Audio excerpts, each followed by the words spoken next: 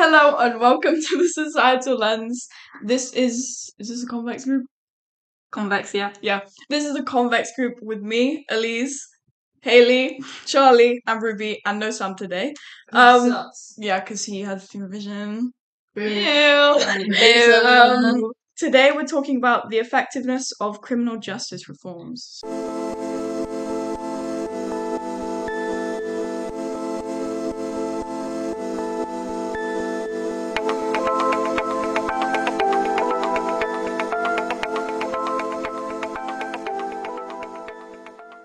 Okay. Anyone know what a prison is? Yeah, I went there. I've also been to a prison, yeah. I have Yeah. no idea what a prison is. No, Why what don't is you that? tell us, Taylor? Enlighten us. I was hoping someone else would do it.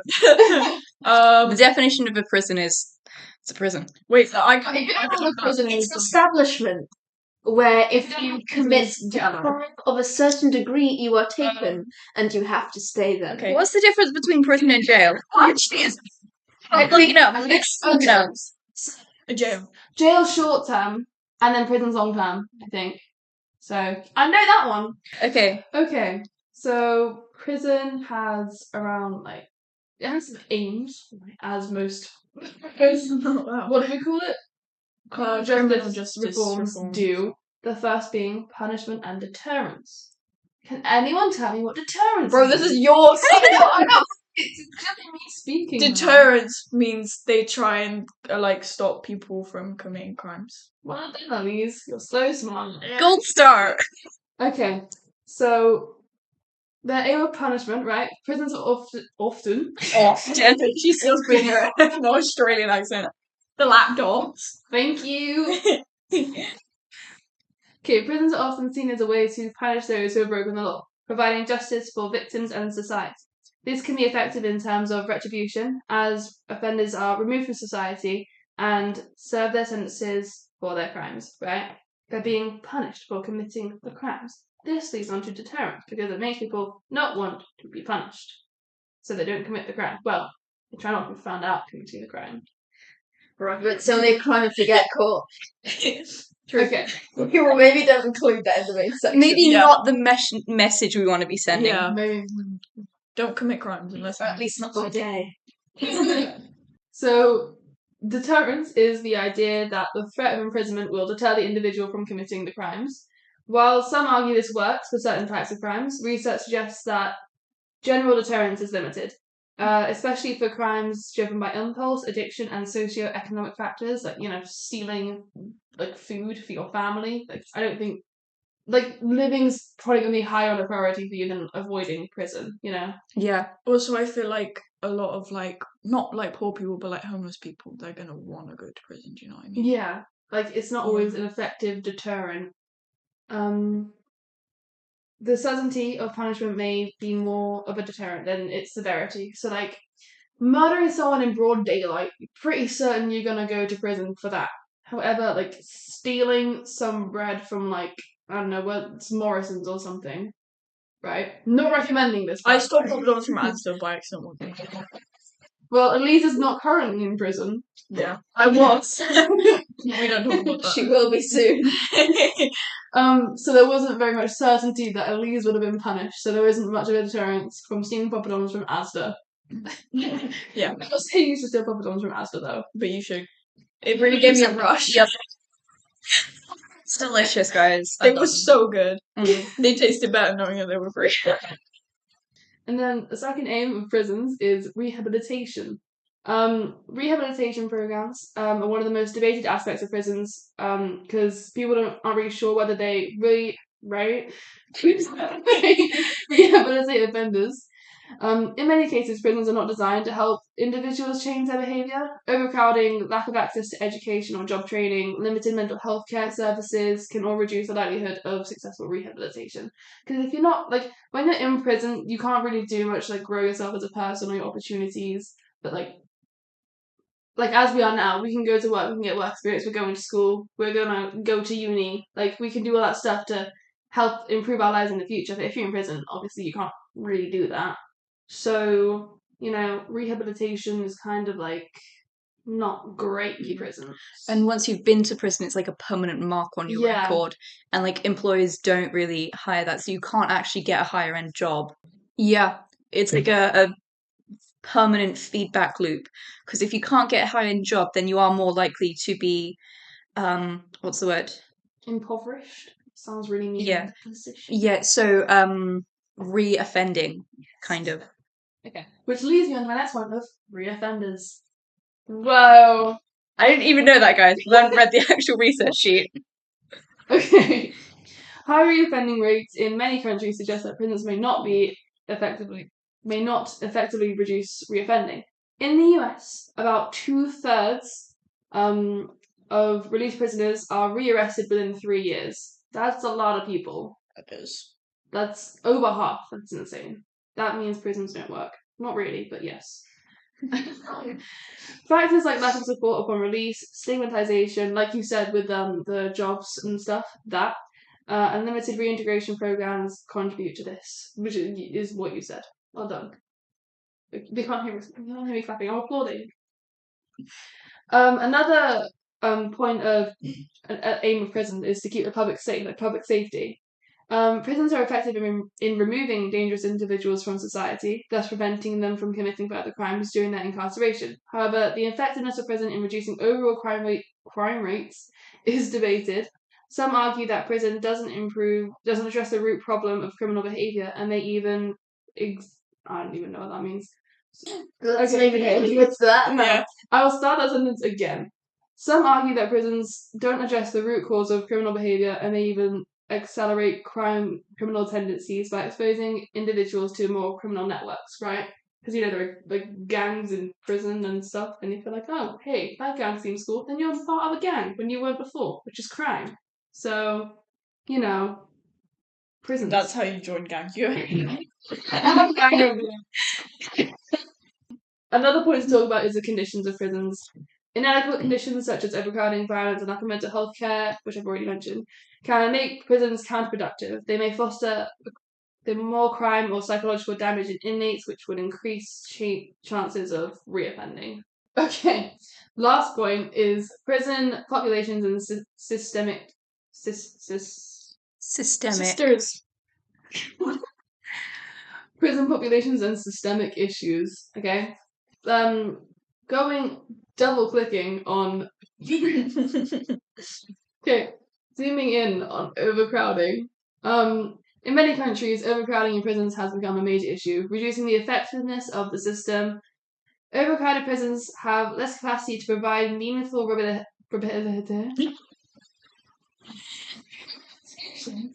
and this environment can lead to increased violence, worse mental health outcomes for inmates. Additionally, racial inequality is quite bad in the prison system. In some countries, such as the US, surprise, surprise, sorry. We're not sorry. Racial disparities in incarceration rates raise concerns about systemic biases. Prisons may disproportionately affect minority populations, perpetuating social inequalities and leading to questions about whether the prison system is serving its intended purpose of justice. Yes. Do you guys know about how in some countries, you don't get anything added onto your sentence if you try to escape? Yeah, I've heard in one country that escaping prison just isn't legal because it's really difficult to do. No, not because it's difficult. That is part of it, but because everyone has the right to want freedom. Oh, So right. So they're just like, yeah, okay. I mean, they won't let you go, but they let you try. Yeah. I mean, I don't like that, but you know what I mean. Okay. Well, that's me done. Prisons. Ruby, would you like to talk about? So obviously the process of you getting put in prison, not you, but Yes, you, the listener. So the process of one getting put in prison, you go through a court system, and there are obviously different kind of cases you can plead. So you can plead innocent, you can plead guilty. I'm finding my research, so I'm waffling right now. So one defense that you can take in court is you can plead insane. So that kind of can excuse your behavior because it means that the defendant is not exercising their free will in committing a crime. So because of a psychiatric disease at the time of the Criminal Act, the defendant is not responsible for their actions. Determined stance. I do mention that. It's so good at this. Yeah. So good. So other excuses could be provocation, which means that a defendant is responsible, but responsibility is lessened due to a temporary mental state. For example, a case in which someone caught their partner having an affair and then killed them. The insanity defense is also contrasted with the finding that a defendant cannot stand trial in a criminal case because of a mental disease, preventing them from effectively assisting counsel. So, when you plead insanity, it can result in the court committing you to a mental institution when someone is found to be gravely disabled or a danger to themselves or others. So, if someone is mentally ill but commits a crime, they will likely be sent to prison because the judicial system leaves a lot to be desired. And a multitude of psychiatric hospitals in the US have been shut down, so there's nowhere to house the mentally ill. And these mentally ill people must be professionally treated, and they cannot access that professional treatment in prisons. Because of what Haley said with the overcrowding, and the people who work at the prison might not necessarily be trained in that aspect. For example, a person who has schizophrenia or bipolar manic depression is absolutely not responsible for their actions because the symptoms of these diagnoses include, but are not limited to, hallucinations and delusions. And delusions could include delusions of grandeur. An example of this would be maybe thinking that the mafia or something following you and stealing your thoughts. So we thought like that the one like exam question or something where that woman thought like she controlled the government. Yeah. And that might lead to aggression and violence and lashing out on people because they believe that that person is doing something that they're not because of their mental illness. The mentally ill have always been stigmatized by society, and that might lead to biases in court by the jury, because obviously decisions are decided by 12 people. Psych wards are still kind of prisons because once they're in, it is really hard to get out, both through the system and just because of how heavily guarded some of the criminal psych wards are. So I've actually got some first-hand accounts of people who had a mental illness or have relatives with mental illnesses. So one such person was kind of writing on this website, and they said that suspects are graded by a number system in court, and that goes from 1 to 10. So to be graded a number 10, someone must not be able to know their own name or the actual day. And there was one case where a patient believed that they were from Mars. So this person had a homeless drug addict son who had committed many non-violent crimes and usually escapes jail. He'd set fires, violated a restraining order, and broke condition given to him by a mental court before serving 6 months in a county jail. He was found by police with no shirt or socks, dumping mud onto his head, and was released the same night from a psychiatric ward in a hospital. He was given a 9 classification, and there weren't enough beds to house mentally ill people, as I've already mentioned. So he was sent to jail instead. And this person said that jail is the new hospital for the mentally ill. I have never seen my son speak with such clarity than when he was in jail. It felt wonderful talking about sports. I kept money in his account so he could buy what he needed and have other inmates keep him safe. So in that case, it's arguable that prisons are more effective as a judicial system than psychiatric wards. Very interesting indeed.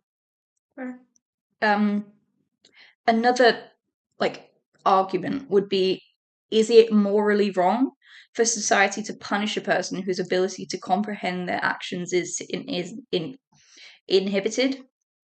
So a person whose cognitive abilities are diminished is seen as less responsible for their actions, and the person who might have a mental capacity of a 10-year-old isn't to be tried as an adult. So that's the same reason minors go to juvie, because they don't have a full understanding of what the world is and what their actions are. So if someone had the mental age of a 10-year-old, are we suggesting they go to like their own prison with the similar people, or are we suggesting they go to juvie with the minors? Because I feel like that's a little problematic. Yeah, I think in that case, someone would, in the ideal case, they would be admitted into a psych ward where they can have appropriate treatment. But just because of how flawed the system is, they would probably get put into a prison and might be put in danger because of that. Yeah. So intent is a big part of the judicial system, which is why we have different classes of murder. So if someone with a mental illness had killed someone, but because of their mental illness, it is not kind of 100% sure that they knew what they were doing and they had the intent to commit that murder, they would probably be charged with manslaughter or something. Because first-class murder, you have to have the intent and the pre-planning to do that. So I actually have some famous cases to talk through. There are two where their insanity plea went through and they got the help they needed, and there were two where they didn't, probably because they were lying. And I'll tell you why I think they were lying in a little bit. So, sorry, I'm talking a lot. Okay. Great. That's the point. One famous case is John Hinckley, who attempted to assassinate President Reagan in 1982. And he was declared not guilty by reason of insanity, and that actually sparked public outrage. So I guess the public does have a lot of opinions about that, because he tried to kill such a public figure, and it's kind of, in their mind, it is incredibly wrong, and he should be punished as such. Another case, which isn't, yes. But did you say you wouldn't tell us why you think they're lying? Oh yeah, this is later. This is later. This is later. Sorry. It's okay. I don't think he might have been lying, but I don't know. We can't know. We can't know. The Andrea Yates case was less famous, but she drowned her 5 children in a bathtub. So she was subsequently arrested and charged with capital murder. She did plead not guilty by reason of insanity during the trial, but the court found her guilty and sentenced her to life. However, it was later found that a prosecution witness gave false testimony during the trial, which is another reason why kind of the court system is flawed, because even if they swear by the Bible or whatever, there's no way to know if they're not lying. But she had a retrial and she was acquitted and immediately hospitalized in a highly secure mental hospital. So those 2 cases, they were declared not guilty by reason of insanity. The following 2 cases you will have heard of, but you might not have known that they pleaded insanity.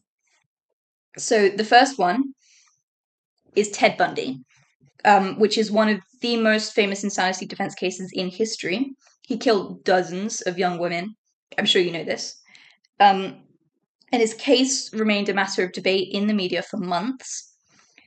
He was tried and given a death sentence in 1979, but he underwent 2 more trials for different murders. And during his final trial, he pleaded not guilty by reason of insanity, but undeniable legal evidence and witness accounts linking him to all his crimes convinced the jury to maintain the verdict. And I do think he was lying about the insanity, because he was a public figure and he was outwardly sane. almost. Like, he Yeah. presented himself as a high-functioning member of society. Yeah. It's the same with Jeffrey Dahmer. So he killed 17 men and boys over a period of 13 years, and he pleaded not guilty by reason of insanity. And at least 10 jurors needed to agree that he had a problem. However, the jury never reached that point, so they ruled that he did not suffer from a mental disease. So basically, as we mentioned earlier briefly, the insanity plea is based off of a determinist psychological approach, which is where your behavior is determined by a very small aspect of who you are. In this case, it would be a mental illness caused by biology or upbringing or something like that. So, should convicts be sent to psychiatric institutions? Well, that's an amazing question, Haley. I wonder who thought of it. So I think that for those who are unable to control their actions due to a severe mental illness, they should be able to receive the help that they need. And if this is in a psych ward, then it should be available to people in a way that ensures everyone is safe. Although with diminishing resources in both healthcare and prison systems, this would be difficult. Regardless, prison wardens, people who work in prisons, should be trained in how to deal with prisoners with psychiatric disorders. What do you guys think? I completely agree with everything you said. Yeah, I mean, determinist stances are already kind of limited already limited by nature, you know. Psychology A-level guys.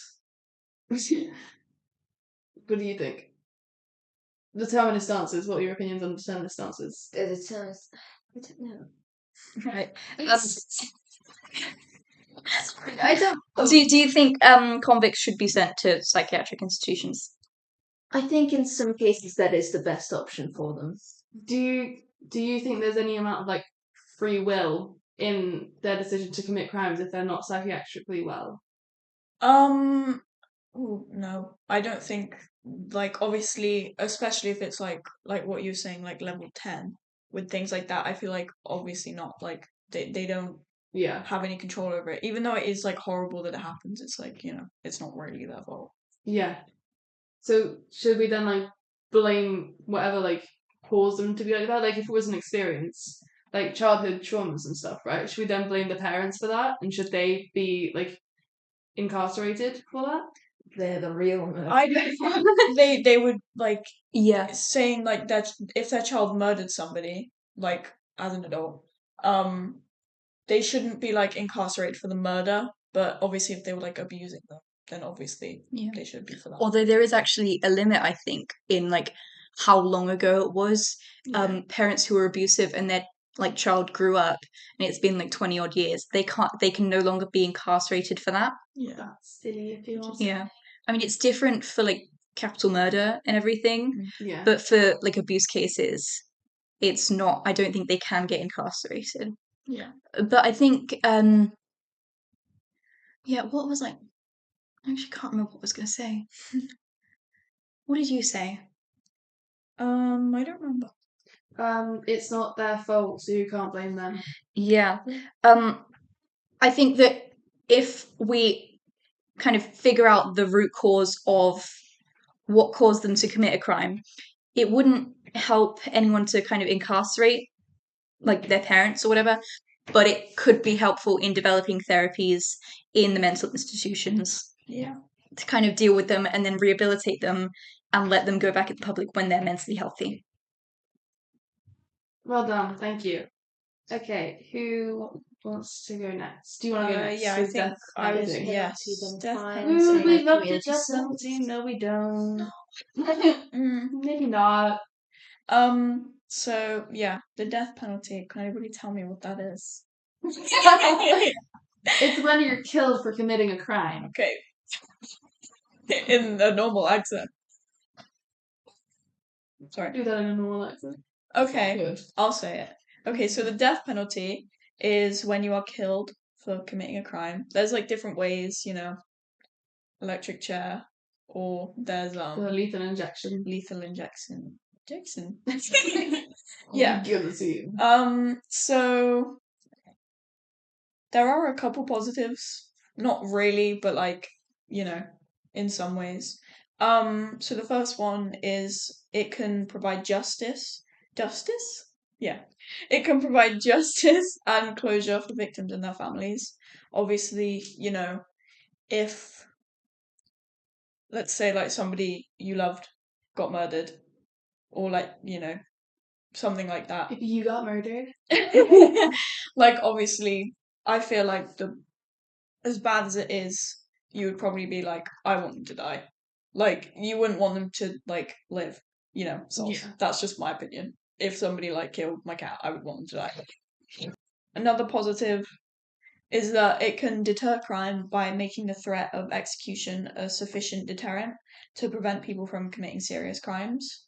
I mean, yeah, it deters people. I don't know how much more than like prisons. I guess it would be more of a deterrent, but Well, I mean, it depends on it depends on the locations of the prisons, right? So Mhm. like Swedish prisons supposed to be really nice. That's not going to really deter many people. Yeah. But US prisons are awful. yeah, I was So talking that like would- US because The thing is, the whole like a prison, like prisons like the US prisons, are they a yeah, fate worse than death?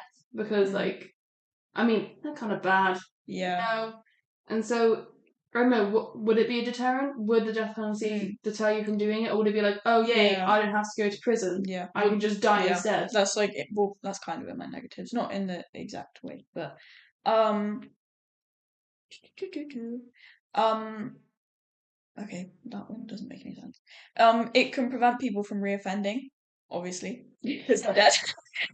um, it can the death penalty can also help prevent prison overcrowding because they're dead. Yeah.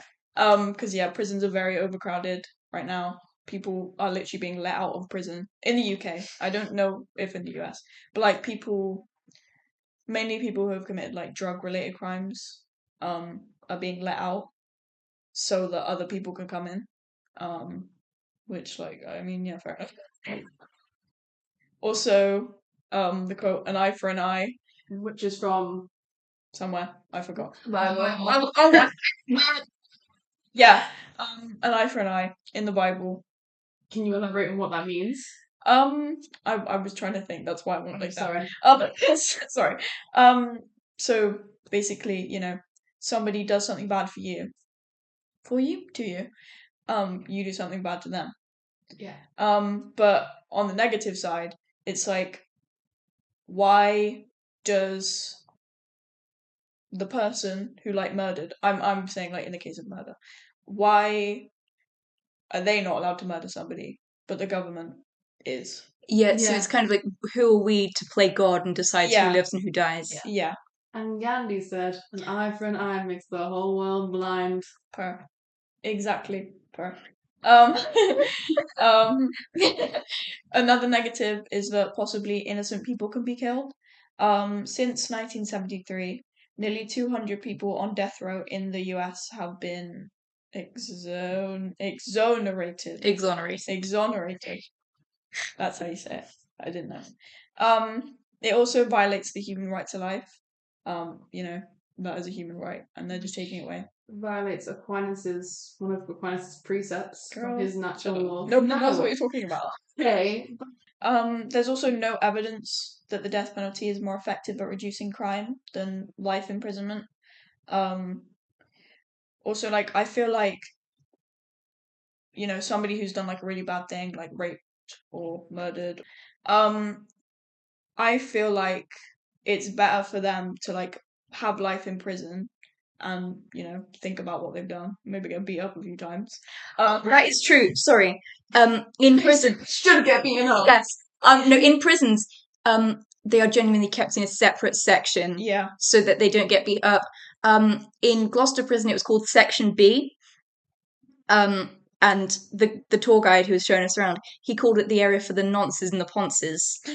So Funny. Okay. Yeah.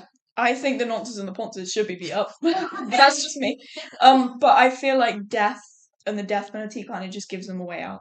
It's like, Yeah. hey, you don't have to think about it anymore. Whereas like life imprisonment is more like, you have to live with it for the rest of your life. So you think it's better because suffer more. Yeah. Nice. They deserve to suffer. Sorry. So prison is worse than death. Yeah, sometimes. American prisons. Yeah. Yeah. I would just like to say that in the very olden days, and I mean, not even that old, by the way, like they stopped doing it, what, a century ago? Public executions Oh gosh, were yeah. a big, big thing, and it was like a source of entertainment. Yeah. I mean, in Gloucester prison, and this is just because I know about the prison because I've been there. Like they have, and it's still there. They have a gallows like on the roof. Like you can just see, you can look up and you can see the gallows thing. They've not got a noose on it, but you can see the gallows stand up there. Gallows stand, by the way, it's just the piece of wood that holds up the noose. In case you didn't know. I feel like across history, something that people always underestimate is how easily people can get used to a way of living. Yeah, like it's so easy to kind of be desensitized to this kind of violence Yeah. and like enjoy it and say, oh, that they deserved it. Yeah. I feel like sometimes it is like easy to say like obviously like if you are like a victim of something like that, it's like, oh, I want them dead. But it's like I feel like it just isn't, not that it isn't fair, but they shouldn't just be killed. Yeah. Yeah, you're mad at them for doing something and then you're gonna do the exact same Yeah, thing to them. It doesn't exactly. really Yeah. Yeah. I mean, it's like, it's not exactly going down to their level because, I mean, you're not killing someone in cold Yeah. blood. Yeah. Like, that's not an innocent person with life. Yeah. It's a criminal who's killed innocent people. But the thing is that criminal does also have a life. Yeah. Like Yeah. that's the thing you have to remember, they have family and stuff. Yeah. Yeah. I feel like they definitely shouldn't like them themselves. They should go to prison for life and they shouldn't be treated like in any nice way. But having them like murdered Yeah. is just not I right. agree. Because, for one thing, I mean, can you justify, like, because, I mean, it could be killing innocent people. Like, you could be wrongfully incarcerated. You know, they have a family, which, I mean, they're going to be hurt, their reputation as a family anyway. You don't want to put them through the pain of losing someone like that. Yeah, especially if they've got like young kids. Yeah. Having Yeah. to like sit down with your like, I don't know, 5-year-old and be like, yeah, sorry, daddy's gone because he killed someone and he's dead. Yeah. Rather than being, oh, daddy's just going away for a while, you can see him every now and then in prison. Like he's Yeah. Yeah. Exactly. Yeah. There's 2 more points. Sorry, guys. Okay. It's also very expensive. The median cost of a death penalty case in the US, obviously, because we don't have it here, is $1.26 million, which is a lot.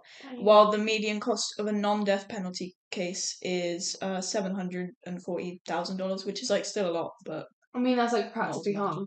yeah. And the last point is the Equal Justice Initiative documents widespread racial bias in the administration of the death penalty.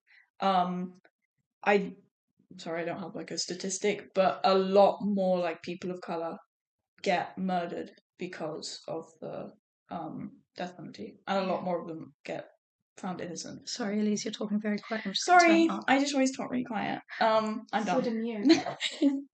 Okay. So Fine. should we move on to kind of more, I guess, tame punishments? Yeah. Well, like everyday effect. Yeah. Yeah. Right, so, for my, like, this is a lot less severe compared to what we were just talking about, so think of this as a bit of a breather. I will be talking. Thank you.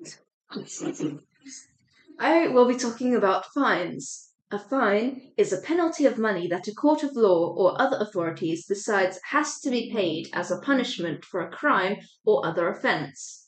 This can be determined either case by case or announced in advance. Think when you want to park in public and you see something like up to £100 fine for parking here, or maybe even a speeding ticket. A court will set an amount to be paid based on the severity of the crime and how much of the offender. I'm going to say that again.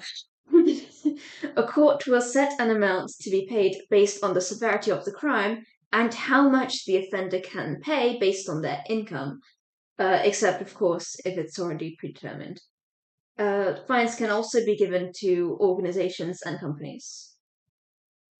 Interestingly, it has been found that offenders who received higher fines were more likely to commit the crimes against those with lesser fines. Now, the reason given that I found was that a fine is too far removed from the crime. So, like, the offenders don't get enough of that sense of loss to feel like they're actually being punished for the crime and therefore offend again. However, I think there's a bit more to it than that. Particularly when thinking about those different incomes, because even though fines work in such a way that if you have a higher income, you will have to pay more. If someone is like unbelievably wealthy, that amount would still not still not be such a big deal to them, you know? Especially if it's predetermined like that £100 parking space. £100 for someone that has a lot more pounds than that. Shoo. However, for someone that is poorer, they would be a lot more concerned and worried about something like that. Like they wouldn't want to risk that in the first place, let alone do that again. Uh, on top of that, if you've done something so heinous that you've given away your life savings just to be able to pay it off, what do you have to lose at that point? I think it makes sense that they'd reoffend. Like we've talked about this sort of loop. If this punishment puts you into debt, then you'll just commit more crimes, sort of make up for it. On top of that, because the severity of the crime also decides the amount that you have to pay for the fine, that may also mean that those smaller fines were linked to smaller crimes. And therefore, that person that committing a smaller crime wouldn't really be the person to commit crimes in the first place, whereas someone committing severe crimes is already kind of in the deep end, so to speak. So, what do you think the overall effectiveness of fines is? Like, not very effective?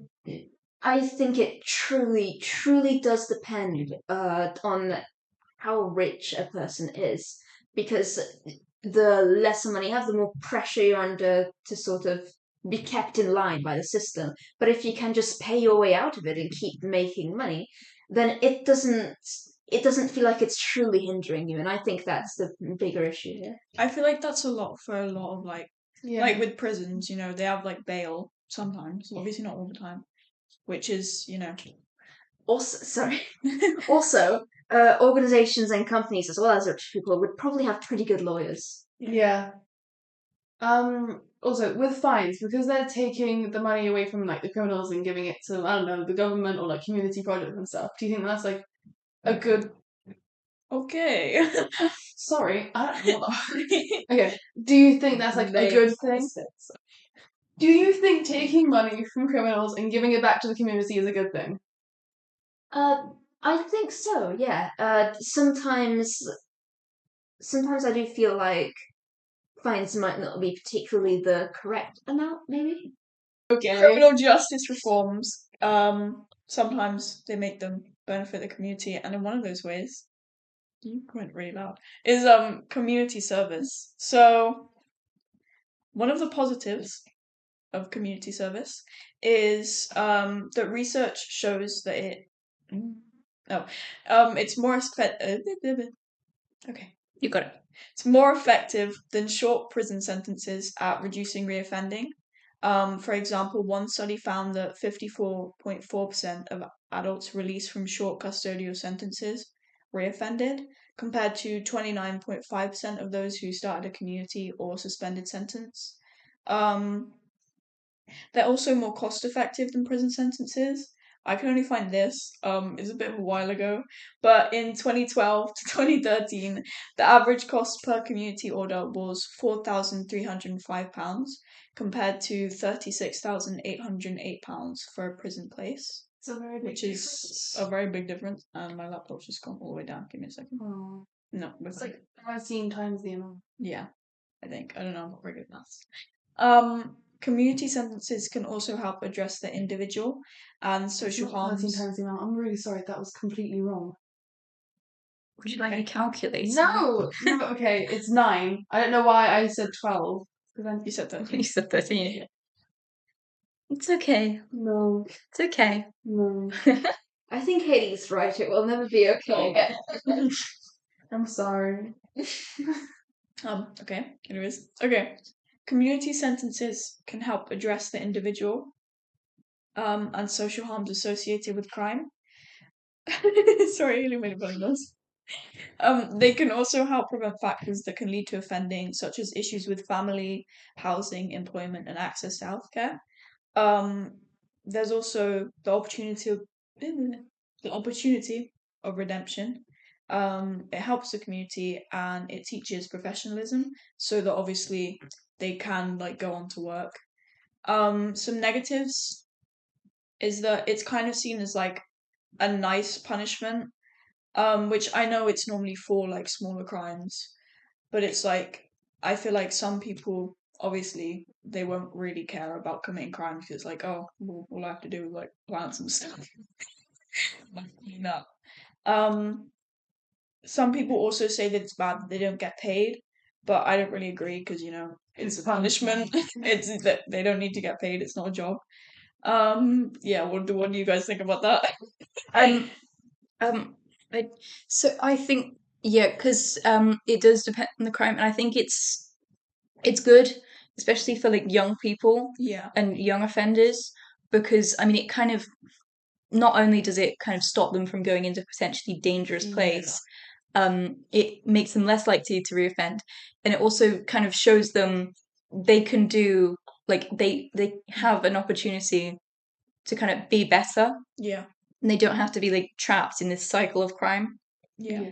One thing I wanted to say earlier, which I'm really sorry because I forgot about it, but death row felons can't donate their well, it's not there's not a law against it, but death row felons can't donate organs, and there have been since 2013 there have been hundreds of cases where people on death row have wanted to donate their organs to maybe dying family members or just science, and they've been denied that by the state. So long. Do they think they have like Okay. evil lungs or something? I know. So what do you guys think is the best form of criminal justice? I think it does depend on the crime. So, like, for smaller crimes, I'd say probably community service. I like Definitely, yeah. fines. Yeah. Because you're giving back to the community, Yeah. It's cute. And then for more severe crimes, I don't think we really have many alternatives to prison. Yeah. But just improve, like, sort of the rehabilitation point of it. Like, we need more mental health support. We need more job opportunities, kind of Yeah. stuff. More education. Stuff like that. You guys? Yeah, I mean, if only we had some kind of criminal justice system that would decide case by case what to do with Yeah. crimes. If only. Okay. Outro reduction.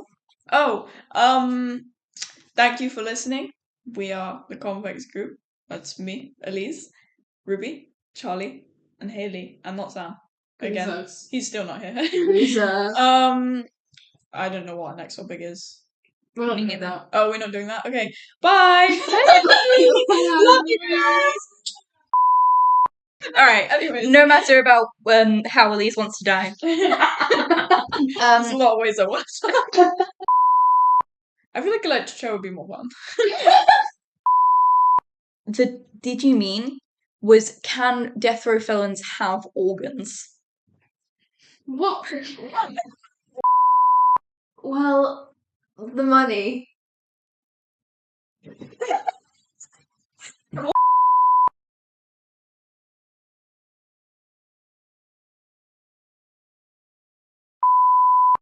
Don't piss off the people in the kitchen because they can put glass in your food. So, Like legally? not legally, but they can